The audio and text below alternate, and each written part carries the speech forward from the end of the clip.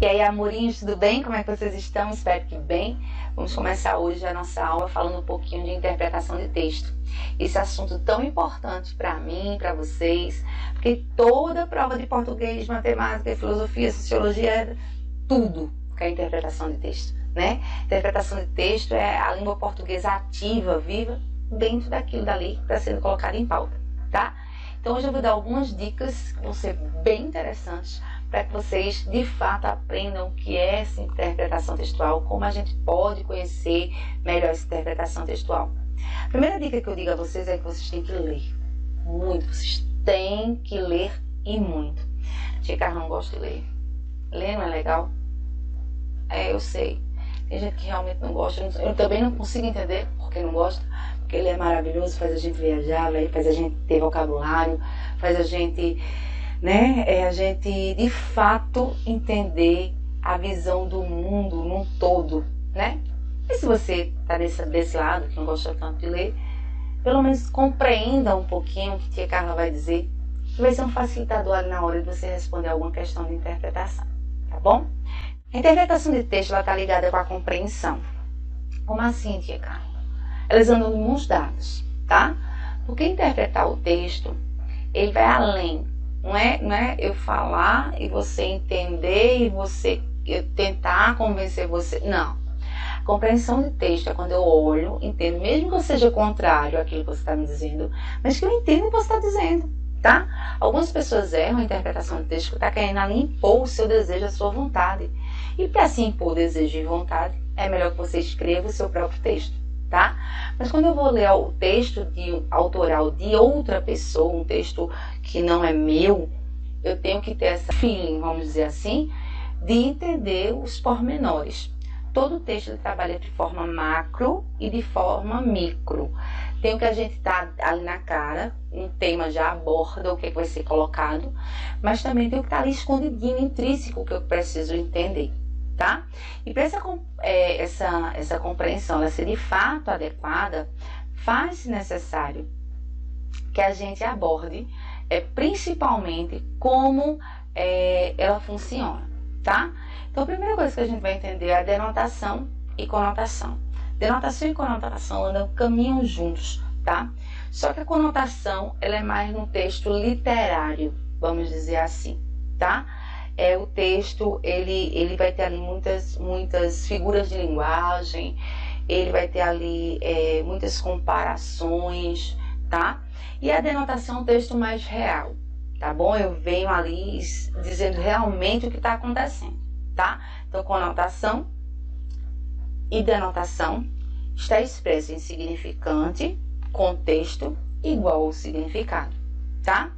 Denotação vem de dicionário, quer dizer real, palavra real, tá? Eu digo assim, ó, meu Deus, que objeto tão feio, eu não compraria para decoração de minha casa, é muito feio. Isso é uma denotação, tá ali, exposto, dito, na lata, tá? Já a conotação, ela é algo figurado, certo?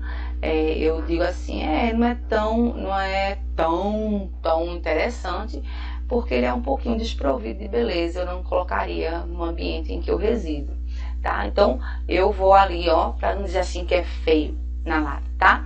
Denotação real, conotação vem da parte mais figurada. Então, toda associação textual entre esse significante que a gente viu e o contexto vai gerar o que a gente chama de significado. Então, esse denotativo ou conotativo, a depender do significado gerado, vai me mostrar ali o ponto crucial para uma boa interpretação de texto. Só que a gente vai ter que ter cuidado em algumas coisas. Tem palavras na nossa língua que elas têm sentido real, que elas têm sentido conotativo e denotativo, né? E que elas têm outros sentidos dependendo do contexto. Essas palavras a gente chama de polissemia, ou seja, palavras polissêmicas. Ela é escrita da mesma maneira, mas ela vai ter ali vários sentidos, vai depender do contexto que ela está sendo empregada. Então, a palavra ponto, por exemplo. ponto de ônibus, ponto final, ponto cruz, ponto de vista, e que esse ponto de vista fique bem claro que demanda ali como você vai abordar essa forma que você vai interpretar aquele texto, tá? Algumas palavras, elas possuem também, de forma denotativa, alguns significados diversos. Por exemplo, péssimo. A professora me deu péssimo outra vez. Aí você assim, professora, péssimo, a professora me deu péssimo outra vez. Péssimo e péssimo. O que é que ele está dizendo? O que é que você vai remeter a isso? Quando eu vou ler uma chargezinha como essa, o que é que eu posso aprender com ela? Péssimo. A professora me deu péssimo outra vez. Esse primeiro péssimo aí, ela tá chateada, né? Horrível. Eu não queria, no caso ele, né? Eu não queria. Que terrível. E esse me deu péssimo outra vez, a professora disse que a quem deu certo. Tá errado outra vez.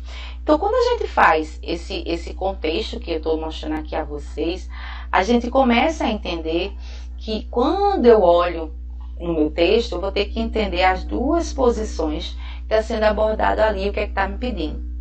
Então, quando eu sei que uma palavra é conotativa ou denotativa, vai me dizer muito do gênero textual que vai ser trabalhado e o que é que está ali no enunciado do meu texto. E o que seria enunciado, professora? Enunciado é a perguntinha que vai ser feita. Então, antes mesmo de ler o texto, faz-se necessário ler o enunciado. Para quando você for para o texto, você ter uma noção do que você vai procurar, né? Às vezes, já tem ali o parágrafo, a citação, o textinho, o que ele tirou do texto, né? Que já me dá uma grande imagem do que seria a pergunta feita ali pela pessoa que está elaborando aquela avaliação. Então, procura-se ver o enunciado e do enunciado vai para o texto. Chegando no texto, eu vou saber se é palavra denotativa, se vai ser conotativa, mas principalmente eu vou tentar entender o que é que o autor, de fato, quer me dizer. Então, algumas pessoas fazem um erro crasso na interpretação textual, porque elas tentam colocar na questão abordada o posicionamento dela, só que ela esquece que aquele texto não é dela, é de alguém que já tem o seu posicionamento. E geralmente nos enunciados vão vir também ali, nas alternativas, vão vir alguma coisa que vai colocar a minha resposta como certa. Então, tenham muito cuidado quando forem fazer isso. Ao analisar o texto, primeiro ver o enunciado, depois vai para o texto, ver se ali vai ser trabalhado palavras denotativas ou conotativas, porque aí já te abre um leque para que tipo de texto vai ser trabalhado, e em seguida ver o que de fato o autor está dizendo. Afinal de contas, o texto ele é macro, mas ele precisa ser trabalhado da parte micro dele, o que é que está inserido naquele texto e que está escondido naquele texto. Prontos para mais um encontro, para mais uma aula. A gente viu agora a interpretação e vamos ver agora as orações subordinadas. As orações subordinadas têm uma importância muito grande, tá? Principalmente no texto. Eu costumo dizer que quem sabe utilizar a oração subordinada direitinho faz sempre uma boa redação. Porque ela consegue colocar ali o período composto de forma muito eloquente, muito interessante. E aí vocês vão presenciar isso agora. A gente vai ver elas com muito cuidado. Vamos ver as subordinadas adverbiais e as subordinadas substantivas, iniciando pelas substantivas, tá? Presta atenção aqui. As orações subordinadas substantivas, Carlos, certo? Orações subordinadas substantivas. Já estamos trabalhando aqui com um período composto, agora por subordinação. A gente vai entender um pouquinho do que se trata. O que é o período composto por subordinação? É o período que uma oração depende da outra, tá? Eu tenho uma oração, eu tenho um verbo e eu vou ter outra oração, que eu vou ter outro verbo. Porém, as duas orações se completam. Uma depende da outra. Então, ao invés de a gente chamar sindética e sindética nas coordenadas que a gente estudou, a gente vai falar de oração principal e oração subordinada. A oração principal seria os pais de vocês, por exemplo. A oração subordinada seria, por exemplo, eu vou colocar os pais de vocês, eu vou colocar nossa relação também. Oração subordinada aqui poderia ser os professores, tá certo? Só que aqui tem que existir os dois. Por exemplo, você consegue fazer alguma coisa sem papai ou mamãe concordar? Acredito que não. Então, para que isso aconteça, o que é que eu vou fazer? A minha oração subordinada, ela vai depender dessa oração principal. Mas ela só existe se tiver essa troca, tá? Então, a oração principal é onde eu vou fazer a pergunta a ela, entende? Eu vou fazer a pergunta e aí vou ter uma resposta. Então, ó, é provável que ele chegue ainda hoje. O que é provável, verbo? Que ele chegue ainda hoje. Então, é provável, minha oração principal, oração subordinada, a minha resposta, tá? Em seguida, a gente vai ver a classificação delas. Elas vão se classificar em 6. Subjetivas, objetivas direta, objetiva indireta, predicativa, completiva nominal e apositiva. Bem, se a gente for analisar, a gente já viu isso, né? Lá no período simples? Acho que sim. Como foi que a gente viu isso? A gente viu sujeito, predicado, objeto direto, objeto indireto, aposto, complemento nominal. Então, é isso que vai acontecer. Então, vamos trabalhar agora com cada classificação. O que seria a subjetiva? A subjetiva é onde a segunda oração vai ter função de sujeito da minha oração principal. Então, ó, eu tenho a oração principal, o primeiro verbo, e a minha segunda oração vai servir de sujeito, tá? Então, ó, é necessário que você venha. O que é necessário que você venha? Veja se eu puder puxar essa oração para cá, ela continua tendo o mesmo sentido, ó. Que você venha é necessário. Então, essa minha segunda oração é oração subordinada subjetiva, porque tem função de sujeito. As objetivas direta, eu vou ter o meu sujeito, mas a minha pergunta vai ser diferente ao verbo. Ó, perguntei, que é meu verbo principal, e estava, que é meu verbo secundário. Então, quem perguntei? Eu, sujeito oculto. Perguntei o quê? Se ele estava preocupado. Veja que quando eu perguntar o verbo, perguntei o quê? Ele me dá uma resposta direta, automática, e essa resposta é a minha oração. Então, eu digo que essa oração aqui é uma objetiva direta, tá? A minha próxima oração vai ser o que eu chamo de oração objetiva indireta. Lá na sintaxe, a gente via que o objeto indireto precisava ter uma preposição. Lembram disso? Viajei de trem. Viajei de quê? De trem. Olha a paradinha. De quê? De trem. Então, ó, quem necessito? Eu. Necessito de quê? De que me apoiem. Então, a objetiva direta vai ter a função de objeto indireto e tem que ter verbo, preposição com a oração. Verbo, preposição com oração. Perceba que essa oração, a maioria dela apresenta o quê? Tá? Predicativa. Meu Deus, o que é predicativa? Ah, são os predicados. O predicado é uma característica. É uma característica do meu sujeito, tá? Então, eu vou perguntar. E para ter uma característica do sujeito, precisa vir o verbo de ligação. O que é o verbo de ligação? É aquele que só faz ligar. A gente aprendeu os 7 principais verbos de ligação e a gente vai colocar aqui. Então, ó, quem é que sejas feliz? A minha esperança. É o que sejas feliz? Verbo de ligação mais a oração. Essa é a regra. Então, minha esperança, oração principal, é que sejas feliz. A minha oração subordinada é predicativa, tá? E as duas últimas, as completivas nominais e as apositivas. Completiva nominal, como o nome já está dizendo, ela não vai complementar mais um verbo, ela vai complementar o nome. Então, ó, temos, que é o verbo aqui, necessidade, que é o nome, de preposição, resto da oração.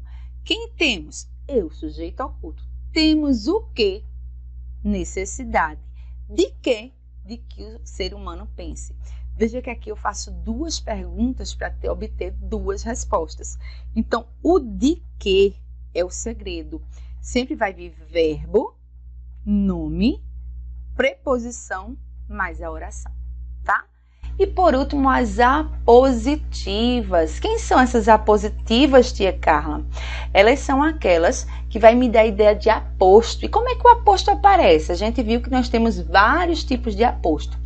Mas aqui nas subordinadas apositivas, ele vai vir sempre depois de 2 pontos, ó. Espero sinceramente isto, que não faltem mais, tá? Então, ó, que não faltem mais vem após 2 pontos, todas as vezes que eu tiver 2 orações que dependem uma da outra e ela vier com 2 pontos, ela vai ser uma apositiva. E aí, difícil?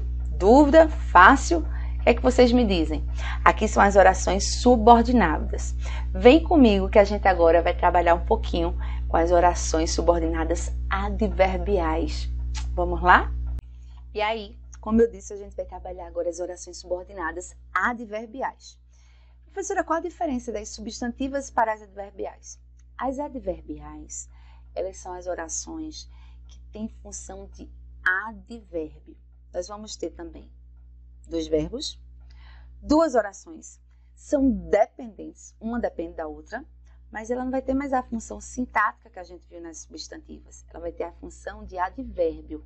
Vamos dar uma olhadinha? Vamos entender um pouquinho orações, período composto por subordinação com as orações adverbiais. Vamos ver quem são elas, como elas acontecem, tá? O que acontece aqui nessas adverbiais?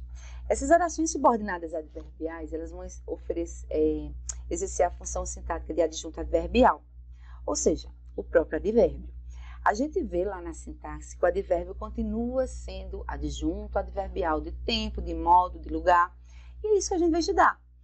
Todas as orações adverbiais vão ser o nome do advérbio. Causais, causa. Concessivas, finais, comparativas, condicionais, proporcionais, consecutivas, conformativas e temporais. Vamos ver cada uma delas na sua classificação. Como o nome está dizendo, as causais vai dar a ideia de causa. Diferente do que a gente viu lá na substantiva, que aí a gente perguntava o verbo principal, tá? Não. Aqui quando eu olho, já bato o olho, ela já dá aquela ideia de causa. Ó. Não fomos porque choveu. Qual foi a causa de não ter ido? A chuva. Veja que eu tenho fomos, um verbo, e choveu, outro verbo, tá? E aqui não vai ter as vírgulas lá das coordenadas, tá? É direto, ó, não fomos porque choveu. A causa de eu não ter ido foi a chuva. Então, essa segunda oração aqui, onde aparece aqui o advérbio, vai ser oração subordinada adverbial causal. Comparativa dá a ideia de quê? Comparação. Choveu como chove em Belém. Então, eu fiz a comparação aqui de um canto com o outro. A comparativa geralmente vai ter esse como, ó. Ele adora comer como um animal. Eita. Mas é bem isso, tá? Faz uma comparação. Veja que não tem vírgula, não tem nada. Ela segue aí direitinho. As próximas duas vão ser as consecutivas e as concessivas. Consecutivas dá a ideia de consequência. Gente, o que é uma consequência? Eu tenho a causa, agora eu tenho a consequência. Eu vou fazer alguma coisa e vou ter a consequência daquilo, ó. Ela falou tanto que ficou rouca, tá? Ou falou tanto que ficou rouco, como tem aqui. Então, assim, o ato de ficar rouco foi a consequência da fala, tá? Então, lembre que sempre a segunda, tá? Essa segunda aqui falou tanto porque ficou rouco.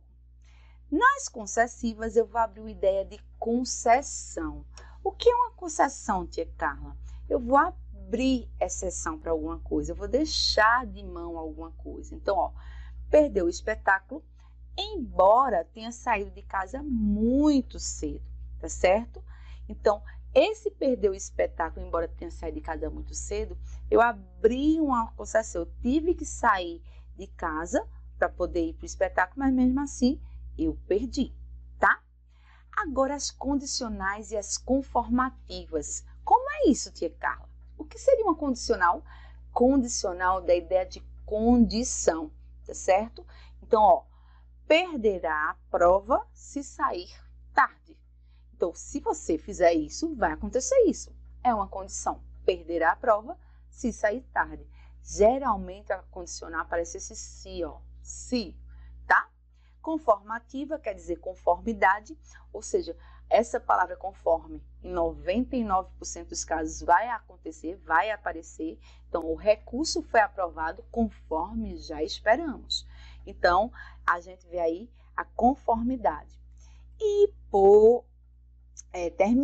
quase terminando, nós vamos ter as finais e as proporcionais. O que seria uma final, professora? Final é aquela que dá a ideia de finalidade. Ela me dá um objetivo de uma ação, tá? Essa ideia de finalidade é o objetivo final do que eu quero. Ó. Saiu mais cedo, a fim de que não chegue atrasado. Então, a finalidade de sair cedo foi não chegar atrasado. Proporcional. O que seria proporcional? É uma coisa que tem proporção, ó. Vai, tá? Ou cresce ou diminui, mas vai ter uma proporção. Entendíamos melhor a obra à medida que avançávamos, ou seja, à medida que tinha ali um avanço, uma proporção. E por último, vem o que eu chamo de temporal. O que seria essa temporal, tia Carla? É aquela que eu vou dar ideia de tempo, né? Então, ele partiu quando eram 8 horas. O tempo que ele fez dá a ideia de tempo. Lembrem que toda oração subordinada adverbial, essa minha segunda oração, vai ter ideia de advérbio, ou seja, tem que ter um advérbio. E dependendo do advérbio que apareça, o que é que vai acontecer, tia Carla? Eu vou trabalhar aquela oração. Então, ó, apareceu um tempo, temporal. Apareceu uma causa, causal. Apareceu uma finalidade, final e por aí por diante. Espero que vocês tenham entendido e até nosso próximo encontro, se assim Deus permitir. Beijo para vocês e até a próxima.